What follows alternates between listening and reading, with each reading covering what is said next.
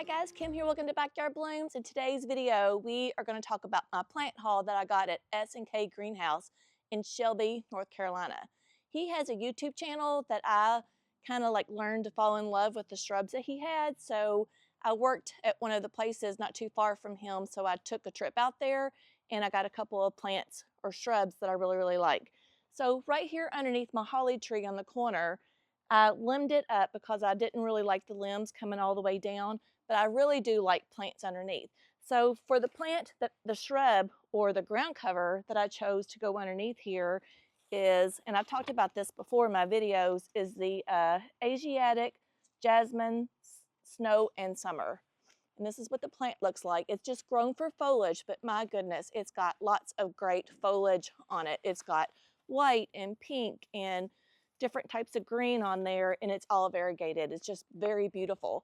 So this is going to spread a good amount. So I chose to do 3 underneath this tree.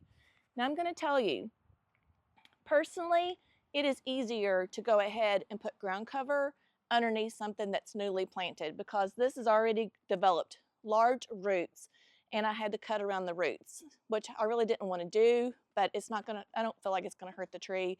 And if it does, I apologize to this little holly tree. So like you can see, these are some of the roots that I had to cut out right here. So not very many. I think the rule of the thumb is whenever you prune something back and you're trying to dig something up, is to not cut no more than, I think, 60% of the roots. So you can cut 30% of the roots and still be fine. So these are the roots that I cut out. This is one of the jasmine that I've already bought. I've already got 2 planted. I'm going to plant 1 up, but I just wanted to go ahead and show you this plant really close up. Look at the pink and the white. Really pretty plant. And it makes a great ground cover. You can also put this in containers. I have it in a container as well. The name is called Asiatic Jasmine Snow and Summer. It's excellent, colorful ground cover. New growth is striking pink turning to clear white, then to variegated white and emerald green on older foliage. Great for container gardens and hanging baskets. So it says to plant this part sun for best color, prefers well-drained soil. It is drought tolerant. It has a spreading, cascading habit, which makes why it makes a good ground cover, and then for containers as well. It only gets 6 inches high, so it's not going to get no more really as high as what it already is in this container. And it spreads 30 by 36. So 3 of these right here are going to cover this really nicely. I'm going to say by the end of next summer, it's going to make a great ground cover. And it's hardy to zone 7. The next shrub that I got is a barberry, and this one is called Admiration. And I really like it because of also the color variation. Just like the snow and summer jasmine, this one has great color also. And I'm planning on putting this in my Westside garden because my colors over there are purples, reds, oranges, and yellows. And I'm hoping that this will break up some of the green that I have over there in the Westside garden. It is a little prickly, but who's going to come honestly and just come and fill up this plant? I just don't think most people will be touching this plant. So let me tell you about it. It's got vibrant red foliage with bright yellow leaf margin. It makes a compact rounding habit. It's good for small spaces, and you got to have a license to propagate it, which I would never plan on doing. And this one takes full sun. I'm sure that it takes more full sun in order to get this color of red on here. It is hardy down to zone 4, and its height stays 1 to 2 inches, so it's not really going to get too much taller than this, and its width is 1 to 2 inches. So a really small, compact shrub. I'm really excited about that. And then it says it gets coral red foliage with yellow margin, compact rounded habit. Very exciting. Let me show you this plant up closer. So this is Admiration. Isn't it beautiful? Look at the variegation on it. Look at the red. So as you can see, this is one of the snow in summer, and there is the other one right there. And then I do have a small little unique stone urn here with some plants in it. And this is our irrigation for our front lawn. And then the third one is right here. So like I said, they're going to spread out 32 to 36 inches. And then I'm sure I'm going to have to keep them trimmed up a little bit, but I'm fine to do with that. So as long as you're okay putting them in an area like this, or you can just put them in an area that they can spread and you're not going to have to worry about it. But like I said, they do make a good ground cover. They do bring some brightness to this area in the front. Let me come back a little bit and show you. So there's the tree on the corner, and then the ground cover there underneath.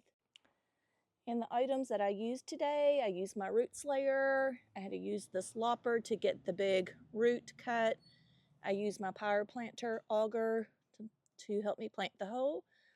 This so I can kneel. Some gloves, my focal tools to get the small roots, and then I used my hori to help me dig the hole and help dig some of the roots as well. And then I always plant with biotone, and then I had my gardening gloves too. So those were the items that I used today for my project. Now we're going to go plant this on the side garden. Okay, so this is the Westside garden, and I do must say, everything over here is looking pretty, looking gorgeous.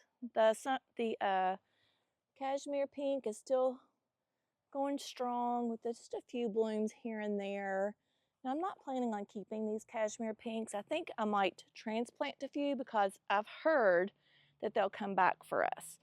So we'll see if they'll come back, but I think I'm going to leave it for now just to see if it does come back. However, I'm not going to leave all of them because I planted a whole lot of them here.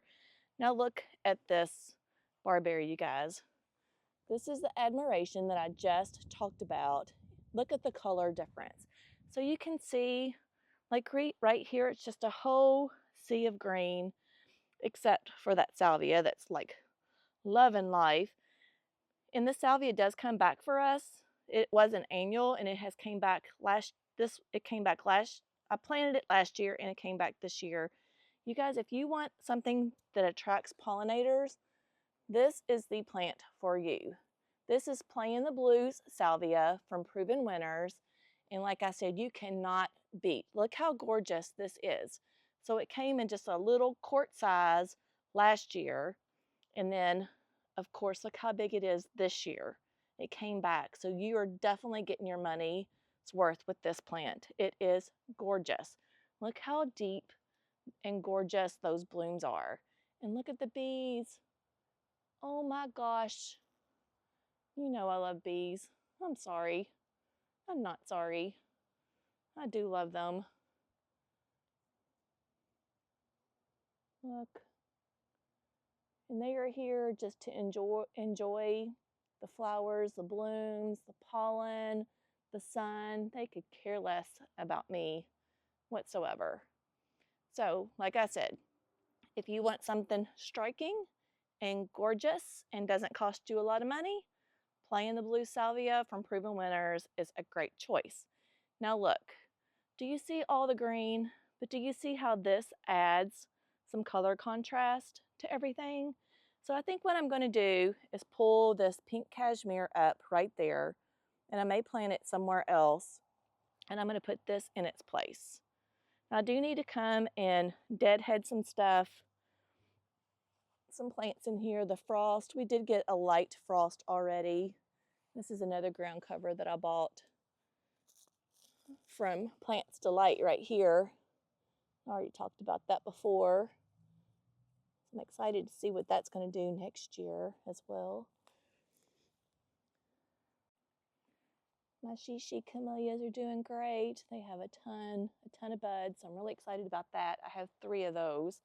I need to kind of prune that back a little bit so this one can get some light and bloom. But I've put so many different plants. This is another plant that I put in. It's a Wadula, just to break up some of the green. It is variegated, but everything looks really pretty on this side.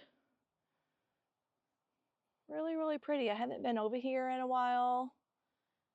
My mountain hydrangeas, the tough stuff aha, are starting to bloom and get some color. Look at the fall color that it gets. That's really pretty.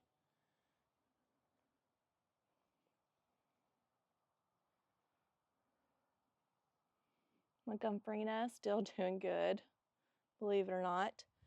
Some of the coneflowers that I just planted have seen better days. Some people prune these back and then some leave the bloom heads for the birds. They say they like them. I feed my birds really good, so I've never really seen any birds over here on them. Same coneflower, but just the same coneflower can have multiple colors on it.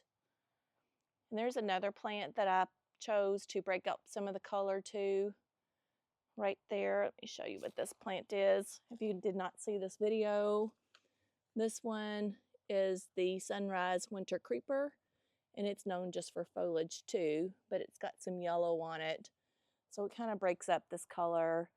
This maple right here is going to add color too. This is what it's going to look like when it gets a little bit bigger. I don't know if it'll get that red foliage this year or not. It's starting to get a little bit. Look. That Wedgwood is crazy. Crazy. I'm going to have to prune it back a little bit because it's kind of covering this plant right here. And this adds a lot of fall color too. And then look at my Ruby, Miss Ruby hydrangea. Look at the color on that. Isn't that gorgeous? That is beautiful. Just planted that this past year. The bees are also loving this pugster butterfly bush.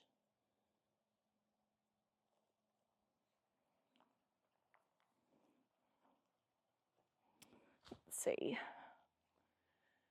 And then coming on down, jazzberries are still putting out some blooms. I did cut these way back about maybe a month or two ago. And this is what you get when you do cut them back. They're more mounded and they give you more flowers. This was a new plant that I just planted, the fireworks. And then some of the David Austin roses over here are doing so pretty. Let me see if I can find you a gorgeous bloom. Look at this, you guys. This one smells divine. This is Munstead Wood. It's the deepest red rose that they have. And I planted 4 in this area. Beautiful. I was kind of checking this space out the other day, and I'm like, I like that obelisk there. And these kind of need some kind of support. So what do you guys think? Do you think if this one is a 7-foot obelisk, but if I got like a 4-foot obelisk and put like on each rose, so I would have 5 obelisks right here in this one little area, like one in the center, one in the back there where that rose is, and then this rose. And I was wanting to pull this one up, but if I had an obelisk that it was like that kind of contained it like upright, I think I might like it better. And then one over here. Tell me in comments what you think. If you think that would be gorgeous. That Russian sage is really pretty around it all right now too. It just looks really, really pretty. I'm loving it, actually. That lemon coral sedum is another like ground cover that brings that brightness for me. So I think I might add more lemon coral sedum to this garden. But can you see, like, I just need to break up some of the green. Just feel like I got too much green over here. When things are in bloom, they don't look as much green, but not everything's always in bloom. This spurge was another plant that I kind of put in there to help break up some of all the green. Like the bees like the Gumfrina too. So if you want to bring pollinators, bees, you just had to have lots and lots of blooms for them. All right, so I'm going to set my camera up and we are going to plant this barberry right there. But first I have to get my root slayer and pull that one up first. All right, guys, while I'm planting this, I'm going to kind of talk to you about the S&K. So like I said, it was in Shelby, North Carolina, and I learned about the S&K from Miss Eileen. Miss Eileen was the one that had the secret garden, and she used to be from Shelby. So I learned it from her, and then she sent me a YouTube channel that Justin had made about shrubs that he carried on the lot. I just want to make sure I don't dig into my drip line. I think it runs up a little higher. But I'll throw you some clips of what he had and what his nursery looked like. He had a really nice, clean nursery. He was very, very friendly and really nice to talk to. So like I said, at the end of the end screen, I'll show you and share one of his videos with you if you're interested. But I learned a lot from him too. Especially, well, one thing that we share a lot with is contrast of plants. And I love that. Whenever you put a plant together, you want to make sure that it stands out in contrast. And I feel like that's what I'm kind of lacking in this area right now is the contrast. Look, this fungus ball right here grows and looks like kind of like it's called a stinky fungus. I'll show a picture of it. I'm not going to tell you what it really looks like, but these things are a nuisance. I don't know why we get them.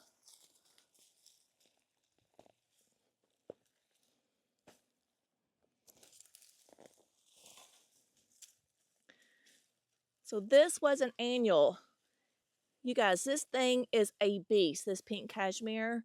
It still has a really good root system, so like I said, I can go and plant it somewhere else. If I can find me a place to replant it. I think it might be pretty in a cottage garden too. These had pink blooms on it, and I don't really want to do pink over here. Like I said, I really would like to keep the blues, even though that looks bluish purple. You know, in the plant world, sometimes purple looks like blue, or if they say it's blue, it looks like purple, but you get what I mean. It's not a lilac color by any means. It's a deeper purple bluish color. All right, so I got my plant removed from here. I'm going to take my power planter that I have here, and I'm going to try to dig me a good size hole.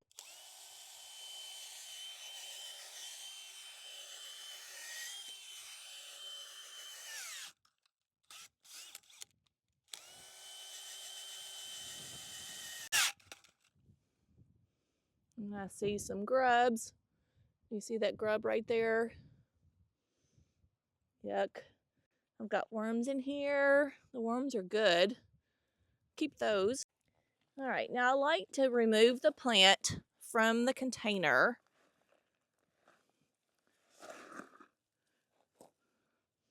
It's definitely not root bound. And then I like to take some of the dirt and put in here.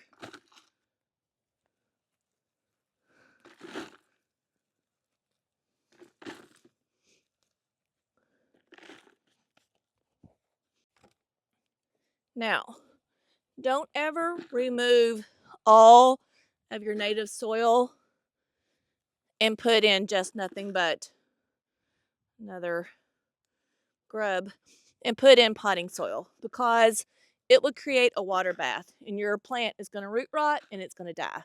It's not going to like it, I promise you.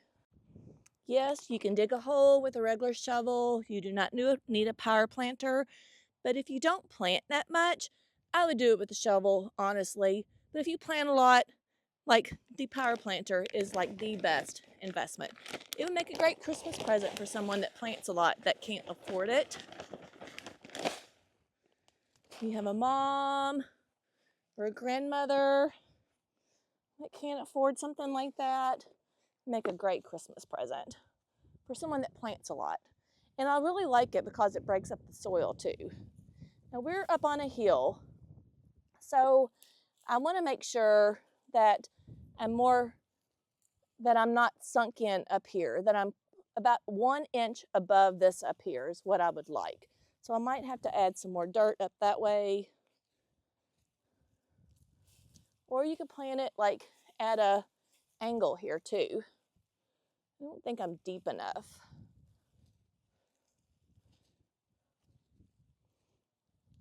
Let's see. That looks a little bit better. And I'm fine up here on this side too. And just kind of wiggle the plant around until it's pleasing to your eye. Very pleasing to me right there. Now I'm going to take all this dirt that I do have in here and I'm going to put back around the plant. And then you already saw me add my biotone, like I always plant with biotone. Always, always do. I think it is like a big success to my garden, honestly. If you new gardeners out there, if you say you don't have a green thumb, use biotone. It might make a huge difference. And I'll link all of the stuff that I used today in my description.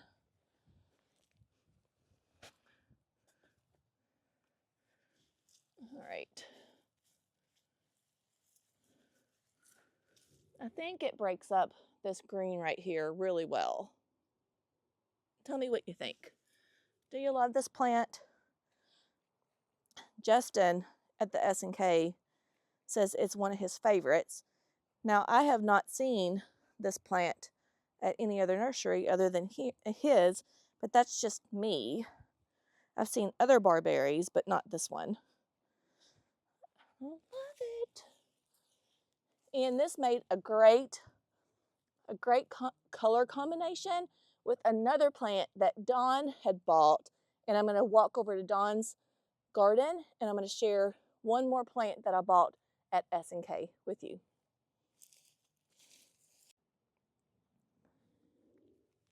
And there is our barberry. I think I'm going to love it. So I think right here it's going to get a lot of sun, so it should get a lot of red on it too. I think it's going to be gorgeous. Do you like this plant? I like that it's compact. This one's going to make a great front landscape plant too as well. I think it's going to be one of the favorites for that.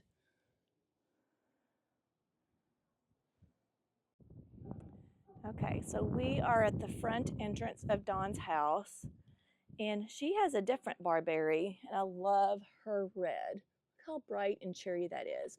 Now, I think the one that I got was under the shade, so I'm curious to see if it's going to get more green. But this is like a plant that I was talking about. Like, I would still maybe want to add something this bright. Look at it next to that lemon coral sedum. Isn't that beautiful? So anything that contrasts really well is going to look really good together. Now look at the Dragon Prince Cryptomera. Isn't it so cute? It is just absolutely adorable. I love the texture. It's evergreen, it's compact. You can plant this down to as low as zone 6. And this is Dragon Prince Cryptomera. It only gets 2 feet tall, 2 to 3 feet tall. Love it. Just love how beautiful it is. She's got 4 of those right here. 4 in this area, and they're going to fill in and they're going to look just so, so pretty. But I do love this plant. It's fun to fill too. Like I said, compact, green, makes a great front landscape plant, or it can make like a cute little hedge if you wanted to make it out of a hedge. Just gorgeous, and it looks really, really pretty with this contrasting red, if you like those 2 colors. And I'm going to show a picture. I did take a picture for my friend Bonnie. She's interested in this Dragon Prince and the Admiral Barberry that I just bought. And I'll show you a picture of those 2 side by side. Gorgeous, you guys. Love it, love it, love it. All right, guys, I hope I gave you some inspiration about 3 new plants that I got from S&K. Like I said, I really did enjoy Justin and his nursery, and I hope you enjoyed it too, and I hope you enjoy his video. Like I said, I'll have it at the end of this video as well, because we're all learning, you guys. That's why we're here. We're just here to learn from each other. If you have another like really colorful, something small that doesn't get too big, that stays like under 3 feet tall, like let me know. I know they have a couple more different barberries from Proven Winners that are bright yellow and bright orange, and I may look into that also. But I wanted to buy at least one of this type of barberry right here, just to see how well it did in this garden, to see how it colored up, and to see like if it broke up some of that green for me. So anyways, I hope you enjoyed this video, and I'll see you in the next one. Make sure you like, share, and subscribe. Bye, friends.